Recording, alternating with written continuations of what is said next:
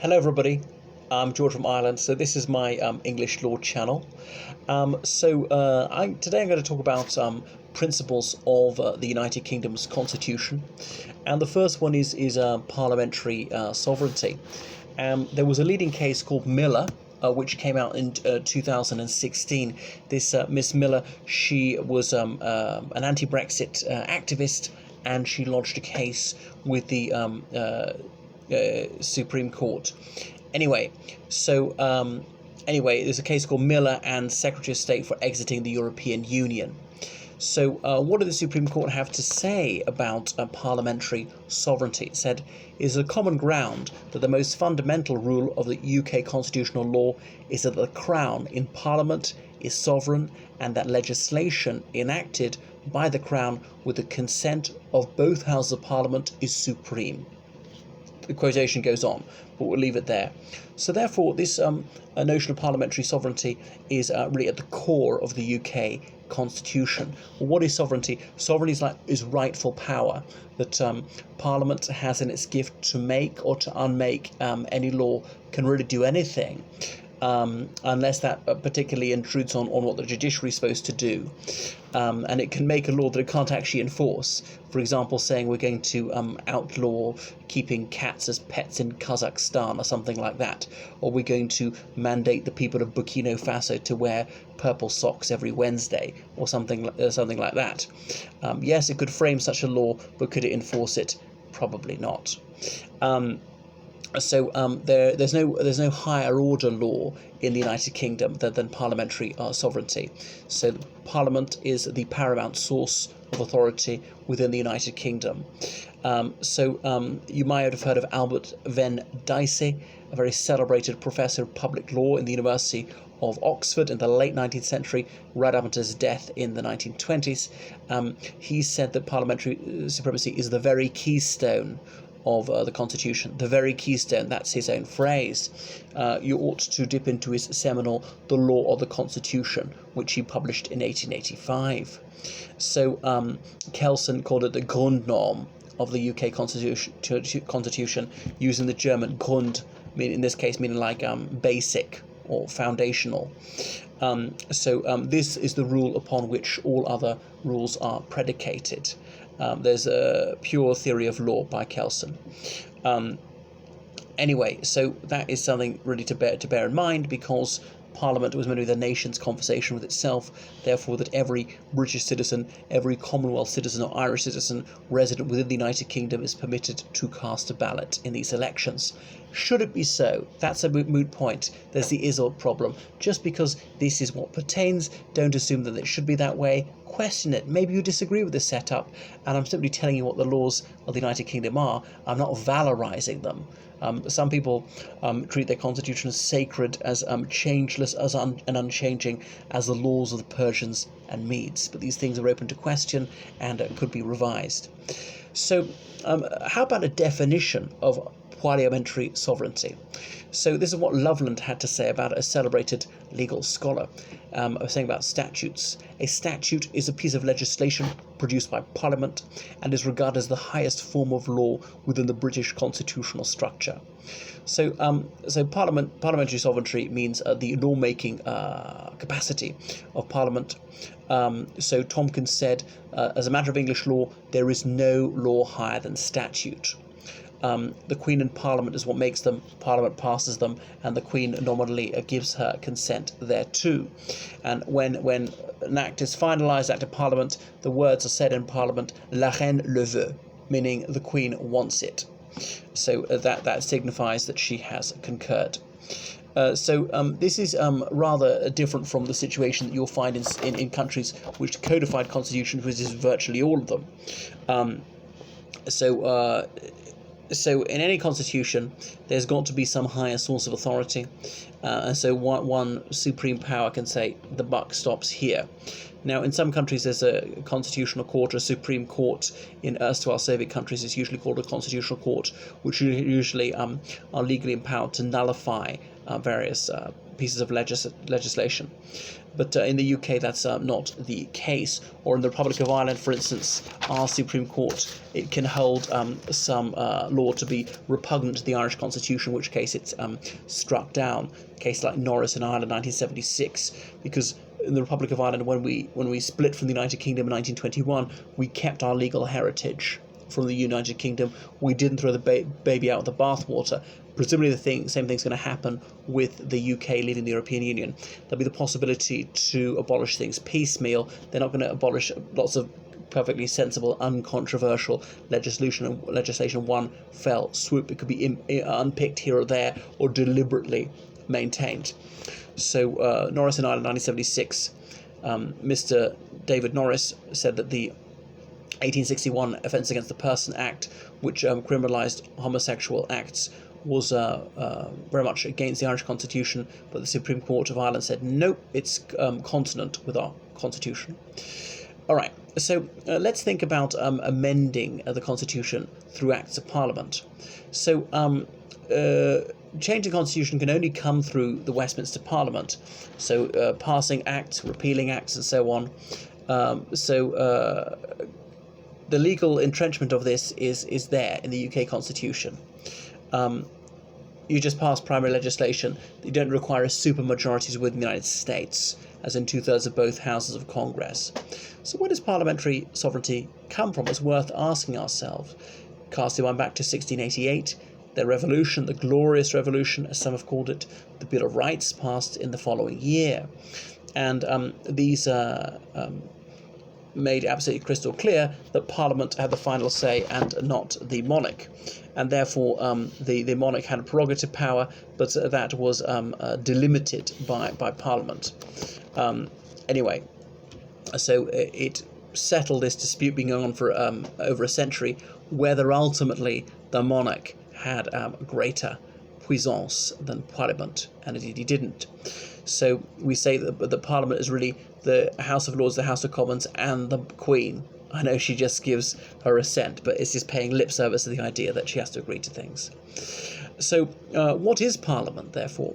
Well, we'll go on to more detail later on, but we need to know it meets at Westminster in London. We often call it just Westminster, the Palace of Westminster. Yes, theoretically is a royal palace, though no member of the royal family has lived there for centuries. Or the Houses of Parliament, because there are two of them, two Houses of Parliament in the one complex of buildings, the House of Commons and the House of Lords. Okay, so when statutes are framed, it will say, be it enacted in name of the Queen's most excellent majesty, by and with the advice of the Lords Spiritual and Temporal and the Commons in this present Parliament assembled. So the Lords Spiritual and Temporal, that's the House of Lords. The Lords Spiritual are the bishops, 26 Anglican bishops, the House of the Archbishop of Canterbury and the Archbishop of York. Other religious leaders don't get in there ex officio, just those. There are more Anglican bishops, as in Church of England bishops, who don't get in there. So only some of the Church of England bishops get in there. So yes, they've ennobled the chief rabbi once, but that's not automatic. They ennobled a Methodist leader, Lord Soper, but again, that's not automatic. No peer has ever been put in there to represent Islam, Hinduism, Sikhism. Some people saying, well, how about atheists? Should the National Secular Society or the British Humanist Association get somebody? Or the Catholic Church and so on? Perhaps. That's the way it is at the moment. Only some Anglican bishops. Lords Temporal are those who get more temporary power, as in they don't derive it from a somewhat higher authority. The life peers and the hereditary peers. Okay, so how does the judiciary recognise parliamentary sovereignty? Now, there is no piece of legislation which sets out that there is a parliamentary sovereignty, nor is there a court case that we can point to say, well, this is where the doctrine began. There was a key case called Jackson and Attorney General in 2005, which got to the UK House of Lords, which was effectively the Supreme Court at the time, though we didn't call it that. So Lord Steen, I hope you pronounce it Steen, said that parliamentary sovereignty was a judge-made principle, and it was a construct of common law, okay, as in English law. So courts acknowledge that Acts of Parliament are the highest form of law in the United Kingdom, and Parliament is really inassailable as a lawmaker. So we notice that parliamentary sovereignty is a common law rule, and that really is key to understanding the whole system. And judges fully accept that, even though they don't like some of the laws. So there was a scholar called Barnett who wrote about this in Constitutional Administrative Law, and he said the key to understanding parliamentary sovereignty lies in the acceptance, not necessarily moral approval, by judges within the legal system. Anyway, now Lord Steen in that same case went on to say that perhaps circumstances could arise in which the courts chose not to enforce legislation passed by Parliament. That would be a bit of a novelty. Wouldn't that not be degrading parliamentary sovereignty? Appears to me that it would. Anyway, he said, what circumstances could he envisage in which the courts would not give effect to legislation passed by Parliament? He said, if it was an attempt to abolish judicial review or the ordinary role of the courts. Went on to say the courts would have to consider whether it was constitutional and fundamental, which even as a sovereign Parliament acting the behest of a complaisant House of Commons cannot abolish. So he's suggesting that there's certain rights that even by statute the Parliament could not do away with that. A contentious viewpoint, but it's not been put to the proof yet. So what is the usual view of parliamentary sovereignty? Well, go back to our friend A.V. Dicey. He said, Parliament thus defined under the English Constitution the right to make or unmake any law whatsoever, and further, that no personal body recognised by the law of England has a right to override or set aside the legislation of Parliament. That's the end of the quotation. So there's both a positive and a negative aspect to this. The positive is that the courts can Parliament can do anything, and the negative is that nobody can negate what they're doing or say, no, that doesn't count. No person or body can say, well, this is not applicable to me.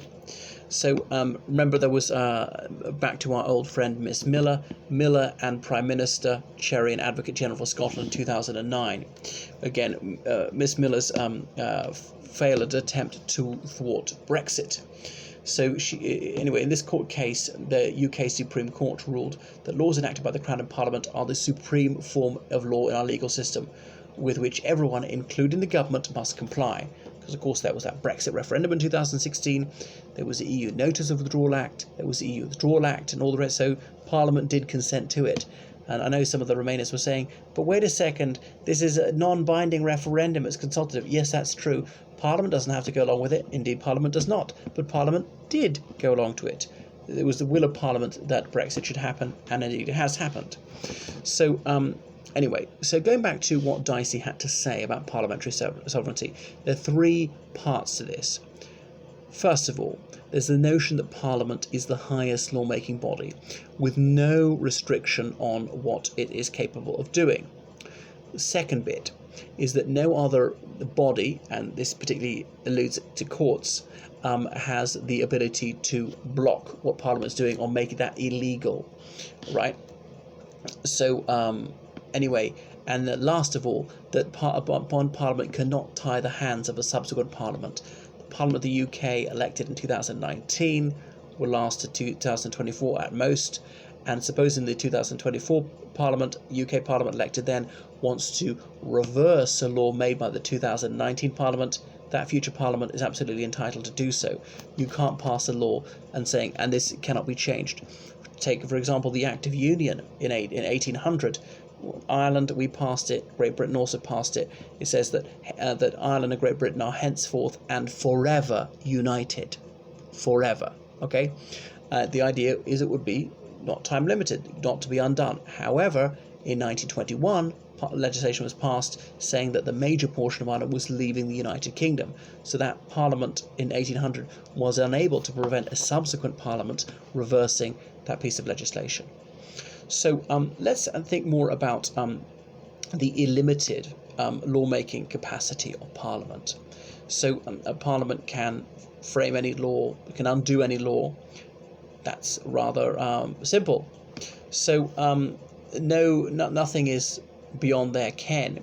Now, that may seem plain silly, because they're things they can't actually control. It can even have passed retrospective laws. In 1991, the War Crimes Act, often referring to things that happened in the Second World War. Now, some people say that's unfair because you're criminalising things that weren't criminal at the time, or it's debatable if they weren't criminal in the Second World War, actually, if they weren't illegal way back in the 40s. The Parliament was maybe just reaffirming that they were. Or, for example, 1965, the War Damages Act, really about damage to property committed in the war, not saying that was a crime, but about compensation for it. That War Damages Act seemed to have overturned a ruling by the judges in the House of Lords in the Burma Oil Company and Lord Advocate case of 1965. The Lord Advocate being one of the most senior judges in Scotland. Remember, until I think it was 2009, the House of Lords was the highest court in the UK. The Supreme Court didn't exist with the name Supreme Court until 2009. And when we're talking about the House of Lords making a ruling, it was only the judges in the House of Lords, about 12 of them. It wasn't the hereditary peers. It wasn't the Anglican bishops. All right. So there is another instance of a clash between UK law and international law, and that's a case called Cheney and Khan in 1968. In this instance, someone was paying taxes, Mr. Cheney. He said that the Inland Revenue had wrongly assessed his liability to pay income tax. And he said, well, I shouldn't have to pay income tax because some will be used to pay for nuclear weapons, and those are against the Geneva Convention because they don't discriminate between civilians and military personnel. That's a war crime. He said that nuclear weapons are against international law. But anyway, the court said, well, even if Mr. Cheney's argument is valid, so what? Parliament has said you have to pay this tax, you're going to have to pay it, even if we're breaking international law by having nuclear weapons, which some people dispute. So the judge at the time was Ungood Thomas. This is what he said in this case. He said, what the statute itself enacts cannot be unlawful, because what the statute says and provides is itself the law. The highest form of law that is known to this country, it is the law which prevails over every other form of law, and is not for the court to say the parliamentary enactment, the highest law in this country, is illegal. Close quotation. So even if a UK Act of Parliament is in breach of international law, that UK Act of Parliament still counts as a proper law in the UK. And again, ask yourself, is that right? Should it change? Should international law take precedence over UK domestic law? So, in strictest legal theory, there is no limitation to what the UK Parliament can do, and its laws can have extraterritorial effect, as in they could be applicable outside the jurisdiction of the United Kingdom. So there was a case, Mortensen and Peters, 1906. So Mortensen was a Norwegian fishing captain, and he was fishing unlawfully in the territorial waters of the United Kingdom. And anyway, Mr. Mortensen said, no, this law is illegal because these are international waters, and so what this law just doesn't apply. It's not binding upon me. But the court said, no, your argument has no merit, because the UK courts, they will enforce UK legislation, even if that legislation is contradictory to international law. So we can see that there's no geographic limitation to parliamentary sovereignty. So the example was given of prohibiting smoking in France. The UK could do that, but would it actually be enforced in France? I don't think so. But again, in principle, there was nothing to prevent Parliament passing such a law.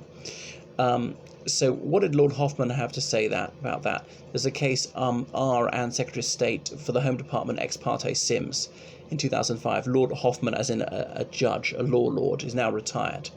He said, parliamentary sovereignty means that Parliament can, if it chooses, legislate contrary to the fundamental principles of human rights. That's notable. The fundamental principles, not the rather unimportant ones. Whatever you think is a fairly unimportant one. Some of the edges of freedom of expression, you might think that's not that important. Do you think was the right to family life? Does that include the right to divorce or to get married again, or To marry your first cousin, you might think that's a bit controversial, but the really core one's about right to life. Anyway, so we can see what Parliament can do. So let's look about let's delve into more detail about this idea that no one can challenge the applicability or the legality of an act of Parliament. So I was heating myself up. I'll turn off this little fan heater. Anyway, this idea connects to how the courts and Parliament interact. So throughout history, it was thought that the Parliament, the courts, could override acts of Parliament. That's what some people argued. There was Dr. Bonham's case in 1610, and the very celebrated Chief Justice, Coke, it's spelled Coke, but probably pronounced Cook actually. He argued that the courts could step in if the Parliament passed legislation which was truly unacceptable. But later in the 17th century, this view changed, and Dicey's view started to be accepted. I know Dicey wasn't around until the 19th century. He's just the best advocate I can think of. So the courts cannot strike down an act of Parliament, and they do not have the legal power to disregard it. So there could be an enrolled bill rule. Courts do not look behind acts of Parliament. They simply apply the legislation which is passed by Parliament, even if Parliament didn't adhere to its own procedures. Or there's Edinburgh and Dalkeith Railway Company and Wauchope, 1842. In this case, Lord Campbell had to say this about it: a court of justice can look to put the parliamentary roll. They see that an act passed in the House of Parliament that received the royal assent, and no court of justice can inquire into the manner which it was introduced into Parliament, what was done previously to being introduced, or what is passed in Parliament during various stages of progress through both Houses of Parliament. The roll means the leather, the calf skin on which it was originally written. That's something by roll in this case. So now let's consider this about Parliament is unable to bind its successors. Parliament cannot prevent a future Parliament from passing a certain law or from repealing another law. You can't actually make things permanent like that. Even if you put the word permanent or forever in the legislation, it could be undone. So there is a doctrine called implied repeal. Sometimes a parliamentary council will draft legislation, and even though they haven't said outright we're repealing something, two acts of Parliament collide. So which one should prevail? So therefore, in this case, we know that Parliament cannot tie its successors. Parliamentary supremacy has got to be defended by judges. And so you can say that they impliedly repeal the earlier act, so the more recent act will prevail if two acts clash. There are cases which are about this. There's Vauxhall Estates Limited and there's Ellen Street Estates. Okay, Vauxhall Estates Limited and Liverpool Corporation, 1932. There was a 1919 Act of Parliament and 1925 Act of Parliament were incompatible. So which one takes precedence? And the court said that the latter Act of Parliament implicitly repealed the earlier one. So in Ellen Street Estates and Minister of Health 1934, this was a case regarding how much compensation had to be paid to somebody when his land was purchased without his agreement. And Lord Justice Morm said, the legislature cannot, according to our constitution, bind itself as the form of subsequent legislation. And it is impossible for Parliament to enact that in a subsequent statute dealing with the same subject matter, there can be no implied repeal. If in subsequent Act of Parliament chooses to make it plain that the early statute to being some extent repealed, the effect must be given to that attention because it is the will of the legislature. A legislature is a lawmaking body, in this case Parliament. So there are other statutes which are thought to be constitutional in character. Now, there was a well-known case called Thoburn and Sunderland City Council in 2002. Thoburn was the so-called metric martyr because he was a street market trader selling fruit in pounds and ounces, not the metric system which the European Union demanded was EU law. And laws, Law Justice laws dealt with this. An appropriate name for a lawyer, his surname is Laws. They're obiter dicta of this case, which are some of the remarks he made in the summing up. And he said that there is a difference between normal statutes and constitutional statutes. But he said the difference is that this judge-made doctrine of implied repeal wouldn't apply to statutes which were crucial to the Constitution, because these pieces of legislation can only be repealed if Parliament makes it absolutely crystal clear that they intend to do so. They can't do it in a fit of absence of mind. Lord Wilberforce, a judge, had something similar much earlier.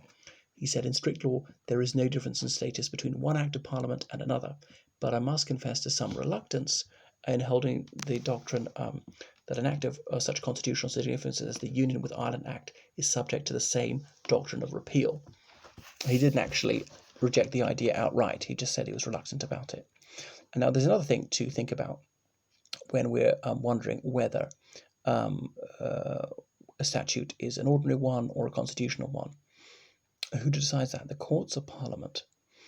So Magna Carta, is that constitutional? I think it is. The Bill of Rights in 1689, the Acts of Union 1801 or 1707 or even 1536, the Reform Acts, better known as the Representations of the People Act, 1832, 1867, 1885, the European Communities Act of 1972, or the Scotland Act of 98, the Wales Act, also Government of Wales Act 98, the Human Rights Act in 1998.